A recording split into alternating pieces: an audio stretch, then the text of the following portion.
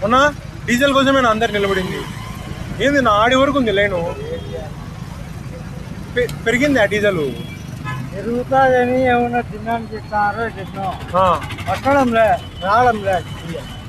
Diesel రావడం లేదు. కొత్త నుంచి 4-5 నుంచి పడుతున్నారు. ఏంది ఆడి వరకు ఉంది అవతల. అదే కొత్త నుంచి లేదు డీజిల్. 4-5 నుంచి పడుతున్నారు. 4-5 నుంచి ఆడ 1 గంట సేపు పట్టినారు, అయిపోయింది అన్నారు. ఏమన్నా డీజిల్ పట్టట్లేదా?